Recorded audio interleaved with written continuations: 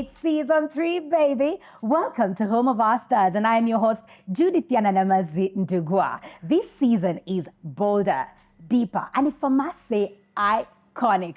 Right here, we get up close and personal with your favorite stars in the Ugandan film industry. We get to look at their journeys, their challenges, basically the grit behind the glitz. These are the people behind the roles. So grab your popcorn, grab a front row seat, and let's turn it up. Auntie, baselebo tubalina. On Home of Our Stars, we make sure we take you on a journey to get to know your favorite stars in the film industry. And today is no exception. However, the guest that I have today is impeccable. There's none like her. I've never met anyone in Uganda play sociopath and psychopath so well. It's scary. She is so talented, it's crazy. She is a film director, she is an actress, she's a screenwriter, and on top of that, she is an impeccable producer. She is gorgeous. Some people like to call her the Black Phoenix. Ladies and gentlemen, help me welcome Nana Kagga. Hi, sweetie. Mwah, mwah, mwah. Oh my God. Oh my goodness. Oh my God. Stop it. Is this like genius working? Yes. Check. And now do it. Okay. Okay. Please have a seat. Okay. Oh my. You look so good. Oh my God, so do you. You need to age. You're aging backwards. Okay, if you age, I age. No, okay, No, but that's seriously, not fair. how many years have I known you? You just have this. Look at your skin. It's like a baby's bottom. Oh, stop. Oh, stop. Oh my God, look at your fab. Judithiana, stop. So good. But thank you, look so darling. good. So do you. The thing about women, we never see the beauty in ourselves. We're so quick to see it in others that you're not even looking at yourself. No, I'm not. I'm looking And at it's you. so amazing to see you again. You know, I get excited. Oh my God. Nana, Yes, my darling. first and foremost, Yes. psychopath, sociopath. Yes. How are you so perfect at acting such a role? Ooh, that's an interesting question. How does one respond to that? I think that there's freedom in being a sociopath. There's freedom in being a psychopath because we all have things we want to let out, don't we? And you know, if I went around killing people the way I do on TV or poisoning them, Do you sometimes get the feeling I you want would to be in jail. And imagine the freedom to just go kill, maim, poison. Oh, it's just so exciting. Like terrifying people, like literally just going in. Imagine it, that power of just going in and just terrorizing because people don't know if you're off center or that you're just that. I've always been fascinated by all of that. So yeah. You were saying, sweetheart? Somebody stop Joel. Oh, is Joel stabbed, sweetheart? I will sleep. What did you do? Life was never a weapon of my choice. Move, and I will shoot you. By the way, yes, she is Ife in Damalie. Hi, everyone. Yes. And yeah, she is the psychopath. Would you stop labeling me that? I'm just a woman. Ife is a psychopath. No, Ife is not a psychopath. She's what? She's just fighting for, her place in people's lives. And people fight, but there are ways but of fighting. We all want to be loved. I want to be loved by Charles. I want my son to love me. So then you do the things you do to Eric? Yeah, some people sit back and hope that love finds them. And others go out and do whatever it takes. So you do to get the price. Whatever it takes. I am born that way. Honestly, I think Ife is the most misunderstood woman on the planet. She genuinely loves the man in her life. Imagine what she would have given him for Valentine's, probably black roses. But they signify, what? Oh my God. Wait. No, but you see, maybe she should have brought him Erica's head or Damalie's head on a platter. Imagine such an act of devout love. Anyway, That scene you're Who talking... hurt you? Nobody, but that scene you're talking about. And then you do this. How'd you do it? You have been watching way too much Ife. I'm getting the feeling. But that scene came from a place of pain. Tell me about it. So I lost my brother, and a lot of people know that he was my adopted brother.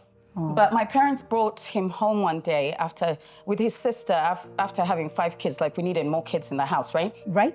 When we were younger, and I'm looking at the way you say these things. Yeah, like my father just walked in with 2 kids, said, you know, I've adopted them, they were going to a foster home. So he flew to the UK and came back with his kids and said, now they're going to live with us and they're your brother and sister.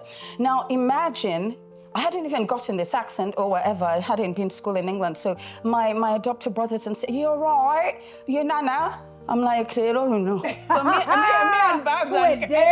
and Babs and Kata like, you get that, yeah. So, and the thing is, George and I were the same age, but we grew up, we were the outcasts in the family. We were very much Bonnie and Clyde because George thought I was everything. George, I think he was my biggest enabler. He would always say, go do it. Then when things went wrong, he would be like, oh crap, we should have thought of that.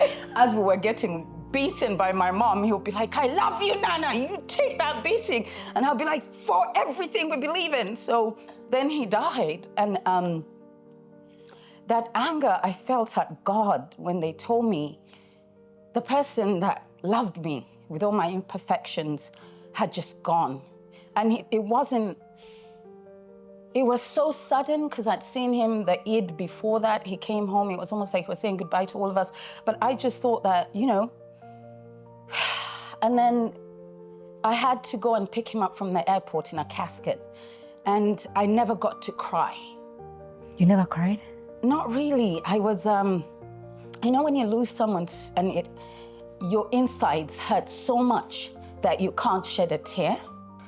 And you feel like the world has wronged you, so you hold it all in. Yeah. I didn't even go to his grave. They put him in and I couldn't because that would have been the final goodbye. So I've never really dealt with that.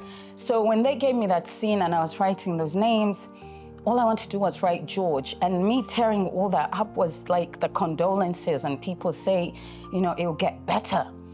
And the anger that I felt that day, for once I had to release it, and the scene gave me a chance, and that scream was genuinely everything I didn't say to everyone, and to just say, stop, stop. You know, when people say, it will all get better, you just want to scream at them and say, stop. So in a way, that scene in Damalie for me was, I had to let go of that anger. And, you know, when I left that day, I felt tired and I felt sick. You felt like you'd lost yourself. I felt like finally I needed to sleep because I hadn't been sleeping properly. Did you ever cry? Did you ever cry? I went home, I cried the next morning because I'd finally had to let him go. Yeah. And every time someone sends me that scene and they are talking about that came from deep, I can't sit them down and say, that was my catharsis, that was it. And my brother's gone and he's probably waiting for me. God, that's deep. Yeah, he was such a mess and chaotic. And we were chaotic in this perfect earth together. And we had this little bubble. And now it's just me. Just me.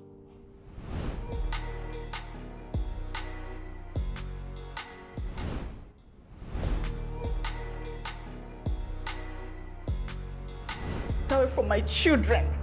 But how can I have Charles if I spare them? Oh my God, you're a psychopath. That's debatable. How does Abby relate to Nana the villain? Because you wear those roles so well. Yeah. That someone you would think you're that in real life. Actually, I think the ones that have worked with me would tell you I am Ife. No! Yes, I tell you why. Because I find that sometimes when we come on set and you've got a team and you have a rapport, people tend to think it's party all the time round, that you couldn't correct them. But by the time I hire you for a job, When we're working, you will deliver. At that moment, you are a product. At that moment, you are a machine. If I turn up at 5 a.m. and you turn up at 5:30 and start explaining to me about your border guy, I have issues with that because there's 30 people that were able to make it on set. Yes, on time, yeah. Before you. Yes. So if I encourage you and don't reprimand you, you're going to think that that sort of behavior will go into the next set and the next set. So when I'm working and I've got deliverables and I have very high standards, because why be in this business if you can't win? You get me? This is not a business that feeds the soul. It's a business that drives you. It's like a little monkey on your back, because I always tell people we don't choose the arts, they choose us. Hello. So if I could walk away from the film industry, I would. But this is my purpose, this is my calling. So don't come and mess up my purpose. Right. You go do it somewhere else. I want you to eat, but not at my table. You get what I'm saying? I get So you. there's parts of me that are iffy. I will take you down if you come for anyone I love.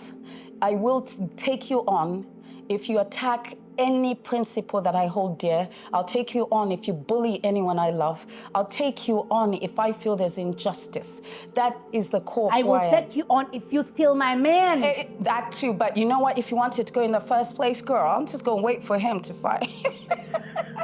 Realize that he was basic, and I am the Hennessy that gets you high. I'm just saying. Oh my God! Is Eminem gonna air this thing? We're gonna air it. You're an intruder in my house. I have a right to shoot you. Please don't shoot me. I swear, I'm Charles's wife. Sega is our son. And then at the core of who I am, I'm very, very generous and very loving. By the way, like I always tell men, don't hit on me. Why? So you found me doing things, changing the world, getting a coin in my bag, then you come and hit on me. Then halfway through it, you say you're not interested anymore. Oh no, sweetie, that's not how it's going to happen. So you hit on the men? No. Oh. If you hit on me and we sort of, let's call it 2 weeks, and then you decide it's not working. What do you mean it's not working? It's not working because now he's met the 10 personalities, is not interested. No, that's not the point. The point is you came in my home when you hit on me. You came to me. So now you can't change your mind wishy-washy and decide. So you can't, they can't leave oh, Nana? God, no. Once I'm interested, good Lord, no. You can't leave Nana? No, we could always be like 3 of us, 4 or 5, but I'm going to be with you. Oh my God, you're Ife. I'm not. Hi, Ife. I just find. Oh my God. I just find that some attention is worth fighting for, and if I must outlast everyone, I must. Who dares to co-wife you? That's the thing.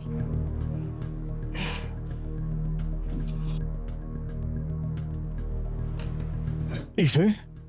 Hi, husband. Do you think you can even pick interest in any role that is not villain? I can. If it's a fight for power, a soldier, I like... There must be contention. There must be contention, because Okay. I find that in life it's the law of the jungle. You eat or be eaten. Do you know, like, as an actress, I still get imposter syndrome. I still get very nervous when I'm offered roles, and the first time, I'm not joking. Because if... Lies. No, I'm not. When I get on set, I always find that I am now expected to be better than I was before. Yes. And I need to understand the character, and that brings nerves of epic proportions. I actually go, Vin, who's my other half, will tell you, I get anxiety attacks because I have to beat myself. It's not about everybody else. I have to beat myself. I have to challenge myself. The day I stop getting anxiety is the day I think I've made it. And that's a dangerous place to be. Yeah, because then you don't care anymore. Yeah, and you do people a disservice that think that you can do the job better. And I think in the arts, you have to keep reinventing yourself, but you don't know which character you're getting into. Yeah. So, you know, I find very literally, even when you audition me or I do a read, my voice will shake first. Because I'm thinking, okay, I'm going to go to this place. And then as I retreat more and more into what you want me to be, and I become more and more that character, is where the strength comes. So I don't do well with elevator auditions or, you know, when someone says, give me a quick thing of what you can I get it. Like how Will Smith got the role of Fresh Prince of Bel-Air. I honestly cannot. Actually, this is a weird part. When I get on set, I want a room by myself. Simply because when I turn up on set, it's not for fun. People tend to think that show business is fun. It's actually a business. Yes, it's work. So when they give me scripts, I want the pile of my scripts, I want the sequence of the scenes I'm doing, and then based off that, I want silence to absorb who I'm going to become. So some of the parts like Damalie, Ife, she's dark. She's dark. Pretty soon she'll go cuckoos.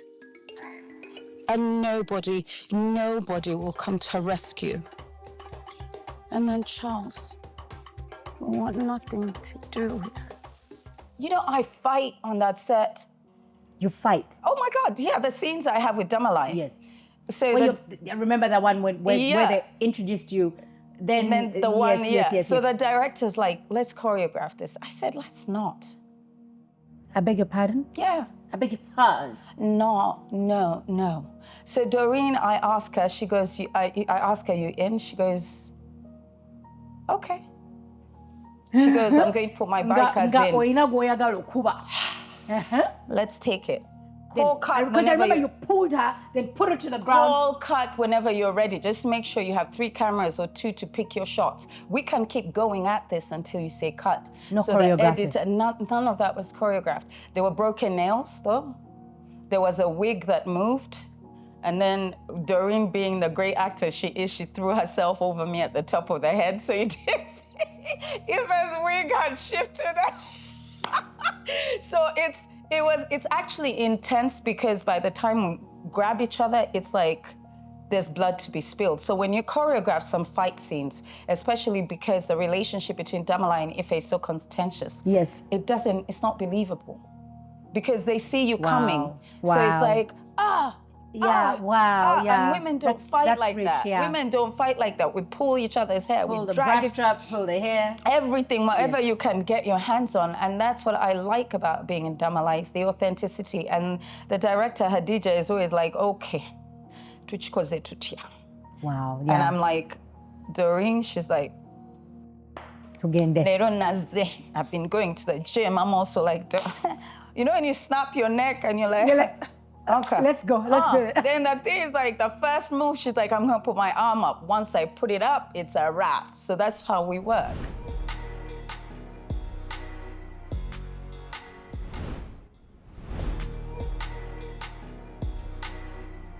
My hospital! You thought you could get away with it again?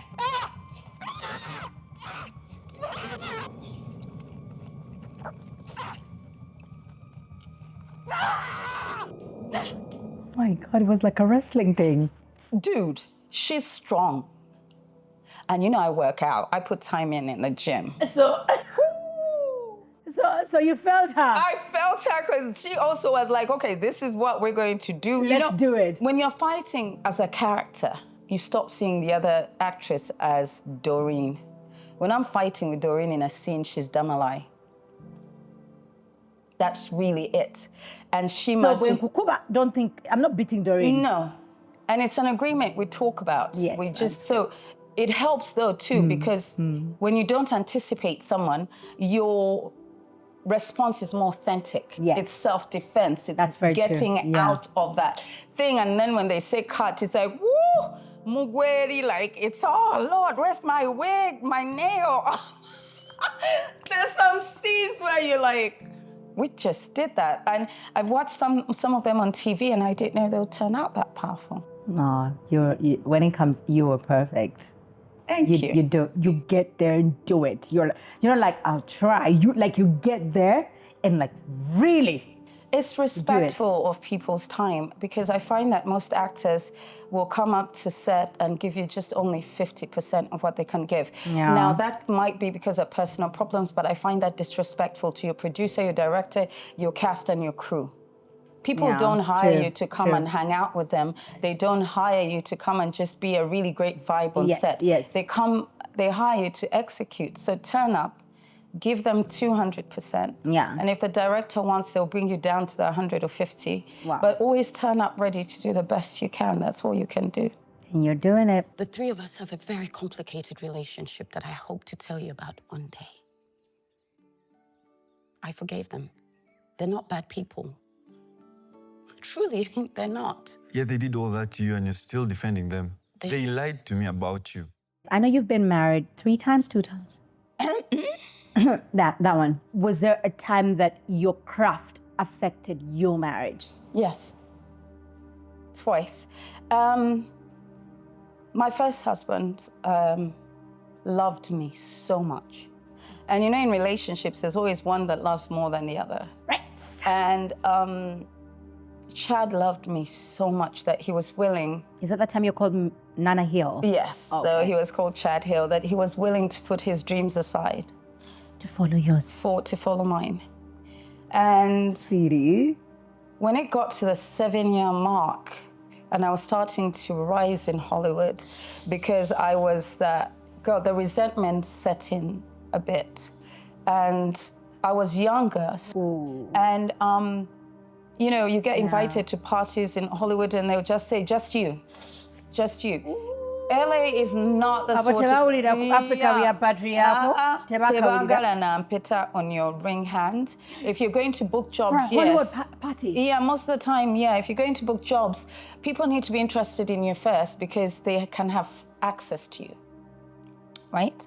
So now you come dragging your husband and all of a sudden no one wants to talk to you, no one. So you have your agent saying, just don't come with your husband, come. This party, there are great connections, you can mingle, you can do A, B, C, and D. And this man's being left at home, he's being left behind, you're booking things, and also now you're earning more than he is. So now you are saying, I'll pay for this, and I'll pay for that, and you're taking away his masculinity bit by bit. And instead of me saying, let's talk about it, I was like, anyways, I pay the bills, why are you so concerned about da-da-da-da-da? That was a huge one. I'd like to report a case, please.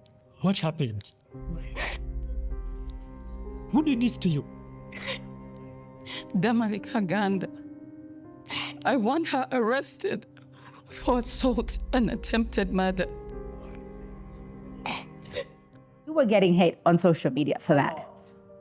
A lot. Does that bother you? Does that affect you? No, I think that by the time I evoke hate in you, I have built the character up so well. Ooh. So well that you can't see beyond Jasmine to Nana. Lemonade. And that is, for me, it's a shield. You can't attack Nana, but Jasmine fills your soul with hate. That's okay, my job is done. So now would you take a role that allows you to be vulnerable and like a weak Nana? If it's well written, yes. Get out! No. You're not leaving? No. Get out!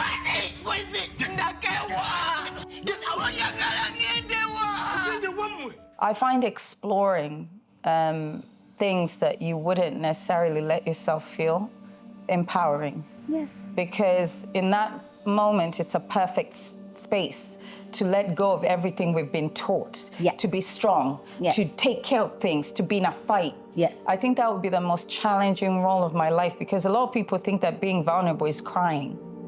I don't think so. I think being vulnerable is letting people see what's inside, the broken parts of you, you know, and the struggle to constantly keep things together. That to me, those people that can do that are the most powerful actresses that I've ever met. That's actually true. We've all been broken in so many ways. That's true, yeah. Yeah. So when you piece yourself back together, the puzzle is never the same.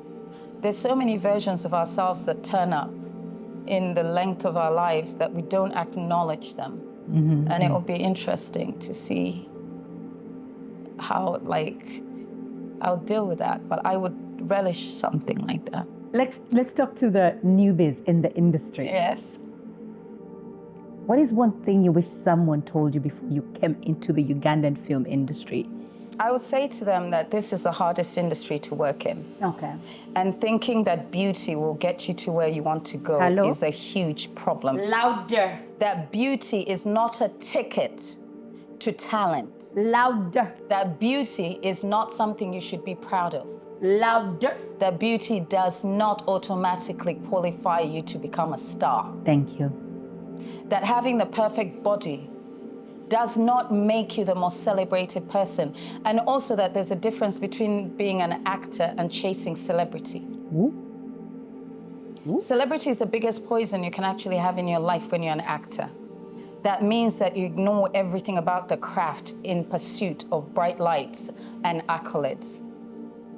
You must work hard, that you must challenge yourself, that you must accept that there are highs and lows in this industry, that one day you'll be at the top, the other day you'll be at the bottom. But the most important thing you'll do is treat everyone with dignity and respect, because this industry is like a cycle. Yeah. The runner today will be the producer on a set that you'll need a job for. Remember that. This industry has no starting age or retirement age. Even at 80, there will be someone who will become a star. That the race to become something constantly, this need to be acknowledged, to be wanted, to be loved is a cancer. Focus on why you do acting. Do it to the best quality you can. Stop comparing yourself to everyone. There is no comparison, there's only one you. If you say, I like Nana, don't try to become Nana. Study her and take the bits of yourself that actually apply to you and use them to craft you. Yes. People become stars when they take on roles that actually bring characters to life in 190 or 30 minutes. Those are the real actors and they're the stars. You see, that is something that these young actors, the newbies, they don't understand, that the beauty of the red carpet must be earned in long hours. Nice. So if these youngins can stop chasing stardom, celebrity, social media influencing, and understand that acting is the most difficult thing you'll ever do, because you give the ordinary person a glimpse into extraordinary lives. We take on people's lives and make them real. And that takes work, it takes sacrifice. If you ever loved our children, please don't leave them near that woman. Don't let them in the castle of that woman. Please don't leave them with her. Please, she's going to hurt them. She'll hurt them and I can't forgive you. I'll never forgive you. Get out. Go. Straightforward, raw, Thank you. and I loved it. I know, and I we both loved it wore so our much. black. Yes, I had to wear black to But pay you look homage gorgeous. to the Black Phoenix. Parlez-vous français? Oui. Vous avez compris? Oui. Hey! Nana Kagga, ladies and gentlemen, like I said, there's none like her. She's alone, just like this. My name is Judith Yelanama Zindugwa, and this is Home of Our Stars. You can enjoy the best Ugandan TV shows on Pearl Magic and Pearl Magic Prime. Did you miss an episode? Did you miss a show? It's easy. Catch up on DSTV Stream and GoTV Stream anytime, anywhere. And if you need that drama, Showmax is the place to be. Stay tuned.